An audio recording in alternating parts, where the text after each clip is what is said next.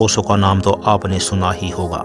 ओशो भारत के एक दार्शनिक और आध्यात्मिक गुरु थे। ओशो का विवादों से बड़ा गहरा नाता रहा है।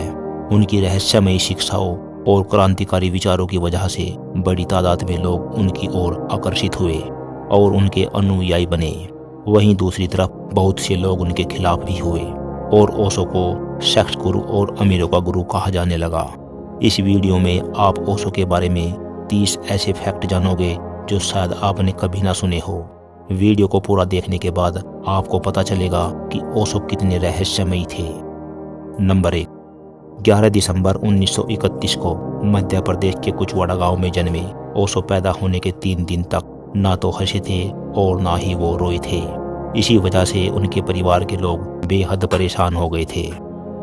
नंबर 2, ओशो बचपन से ही बेहद जिज्ञासु प्रवृत्ति के थे।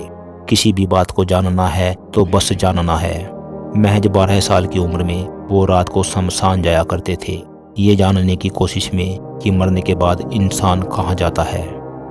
नंबर 3, सिर्फ सूफीवत को जानने के लिए ओशो 27 वर्ष की उम्र में सुन्नत कराने को तैयार हो गए, जो कि इतनी उम्र में बेहद दर्दनाक था। नंबर 4, ओशो शुरू से ही लग्जरी लाइफ जीने के आदी रहे हैं। एक बार उन्होंने जिद की कि वे हाथी पर बैठकर ही स्कूल जाएंगे।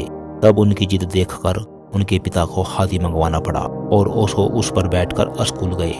तब से ही उस स्कूल में एक हाथी दरवाजा बना है। नंबर 5, बचपन में जब ओशो पानी में नहाते थे तो कभी कभी ओशो अपने दोस्तों को डुबोने की कोशिश करते थे। वो जानना चाहते थे कि आखिर मरना कैसा होता है। नंबर 6, बचपन में बनारस के एक ज्योतिष ने ओशो की जन्मपत्री देखकर कहा था कि इस बालक के 21 साल का होने तक हर 7वें साल मरने का योग है और शायद 21 साल का होने तक इसकी मृत्यु हो जाए, लेकिन अगर ये बच गया तो इसके बुद्ध होने की संभावना है। जब ओशो 14 साल के हुए तो 7 दिन तक एक मंदिर में बैठकर उन्होंने अपनी मृत्यु का इंतजार किया था, लेकिन उन्हें कुछ नहीं हुआ। नंबर 7, ओशो ने कहा था कि बचपन में उन्हें 2 बार अपहरण करने की कोशिश की गई, लेकिन वे नहीं जानते कि ऐसा क्यों हुआ। नंबर 8, स्कूल के समय में ओशो को एक पीपल के पेड़ से बहुत प्रेम हुआ था। वो हर रोज आते जाते उसे निहारते थे और अपने आप को इमोशनली उस पेड़ के नजदीक पाते थे। एक दिन उस पेड़ के साथ कुछ अनोखा हुआ। ओशो कहते हैं, ये तो मुझे भी नहीं पता कि वो क्या था, लेकिन कुछ घटित हुआ और उसी दिन से उस पेड़ के साथ एक विशेष संबंध बन गया, जिसका मैंने पहले कभी अनुभव नहीं किया। किसी इंसान के साथ भी ऐसा लगाव कभी नहीं हुआ। नंबर 9, 21 मार्च 1953 के दिन 21 साल की उम्र में एक पेड़ के नीचे ओशो को संबोधि प्राप्त हुई। उस वक्त वो जबलपुर कॉलेज से फिलोसॉफी की पढ़ाई कर रहे थे। संबोधि के बारे में ओशो कहा करते थे कि अब मैं किसी भी प्रकार की खोज में नहीं हूँ, अस्तित्व ने अपने सारे द्वार मेरे लिए खोल दिए हैं। नंबर 10, संबोधि यानी ज्ञान प्राप्त होने के बाद भी उन्होंने अपनी पढ़ाई जारी रखी और सागर यूनिवर्सिटी से फिलोसॉफी में फर्स्ट क्लास और फर्स्ट गोल्ड मेडलिस्ट रहकर भी एमए की डिग्री ली थी। नंबर 11, ओशो कहते थे कि उनका पूर्व जन्म 700 साल पहले तिब्बत में हुआ था।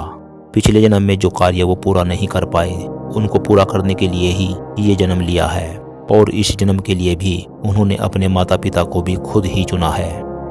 नंबर 12, ओशो बेहद उच्च कोटि के वक्ता थे। उनका बोलने पर इतना संयम था कि जो बोल दिया वही आखिरी हो गया, वही छपता था।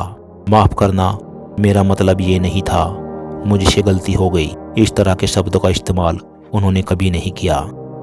नंबर 13, ओशो कितने कुशल वक्ता थे, इसका अंदाजा आप इसी बात से लगा सकते हैं कि उन्होंने एक भी किताब नहीं लिखी, फिर भी उनकी 600 से ज़्यादा किताबें पब्लिश है। ये सब की सब उनके प्रवचनों पर आधारित है, यानी कि वह जो बोले वही का वही किताबों के रूप में छपा है, बिना किसी प्रकार का बदलाव किए।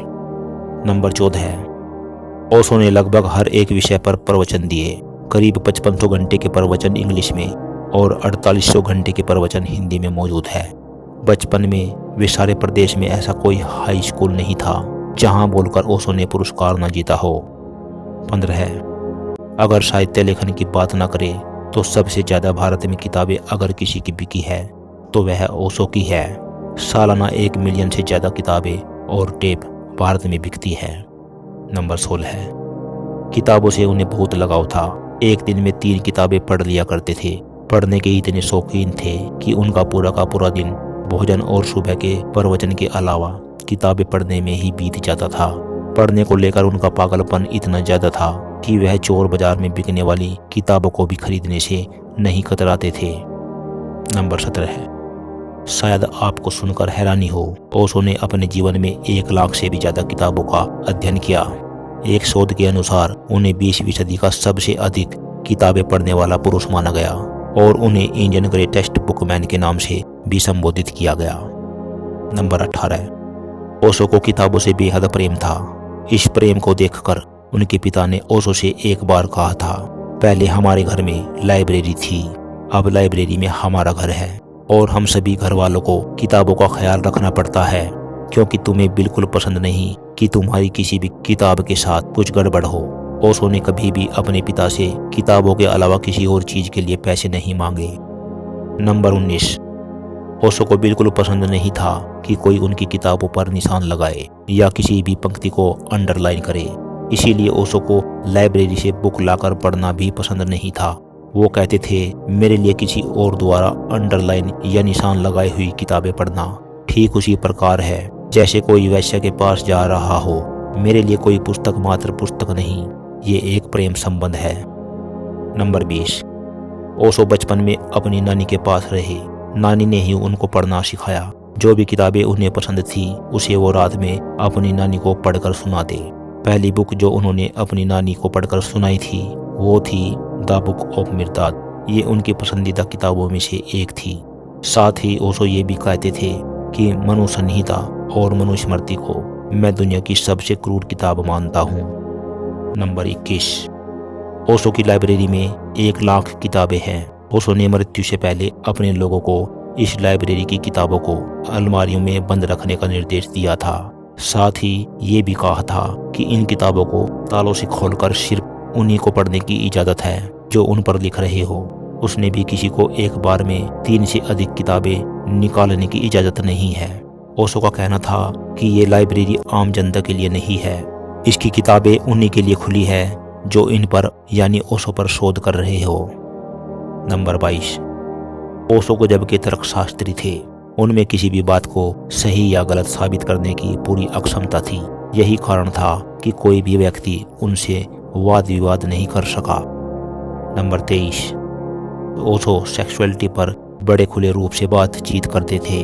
वे सेक्स को लेकर खुले स्वतंत्र तरीके की वकालत करते थे, इसीलिए उनको काफी क्रिटिफाइड भी किया गया और उन्हें सेक्स गुरु कहा जाने लगा। नंबर 24, ओशो को बातचीत या कम्युनिकेशन जैसे शब्द बिल्कुल भी पसंद नहीं थे। वो कहते थे, ये मेरे लिए एक भद्दी बात है, मेरा शब्द तो संवाद है। नंबर 25, ओशो को उर्दू की प्रसिद्ध गायिका नूर जहाँ का गाया गाना वो जो हमने तुमने करार था, तुम्हें याद हो कि ना याद हो, बेहद पसंद था। नंबर 26, ओशो लगातार 15 वर्षों तक प्रवचन देते रहे, लेकिन 1981 में करीब 3.5 साल के लिए वो सार्वजनिक मौन में चले गए थे। नंबर 27, ओशो के पिता ने ओशो से संन्यास लिया था। जिस दिन उन्होंने संन्यास लिया था वो ओशो के पैर पकड़कर खूब रोए थे।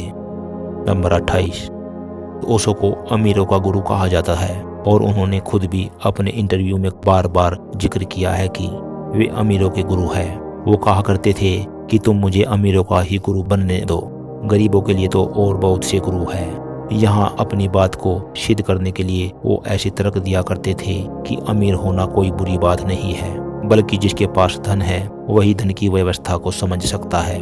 बुद्ध महाराजा के बेटे हैं, राम और कृष्ण राजघरानों में पैदा हुए। तुमने कभी किसी भिखमंगे को अवतार या कोई महापुरुष बनते देखा है? नंबर 29, ओशो के पास 90 रोल्स रॉयस कारें थी। एक इंटरव्यू में उन्होंने कहा था कि वो 365 रोल्स रॉयस कारें चाहते हैं। उनके अनुयायी उन्हें ये कारें उपलब्ध कराना चाहते हैं। वे चाहते हैं कि हर दिन उनके लिए एक अलग कार बाहर खड़ी हो। नंबर 30, ओशो की मृत्यु आज भी एक रहस्य है। कहा जाता है कि जब वो अमेरिका की जेल में थे तब उनको थीलियम नाम का धीमा जहर दिया गया था, जिससे उनका शरीर कमजोर पड़ता चला गया। वो निरंतर बीमार रहने लगे और मृत्यु उनके करीब आती रही। अगर वीडियो पसंद आई हो तो इसे शेयर जरूर करें और चैनल को सब्सक्राइब करें और कमेंट में ज़रूर बताएं कि आप ओशो के बारे में क्या सोचते हैं। उम्मीद करते हैं यह वीडियो आपको ज़रूर पसंद आई होगी।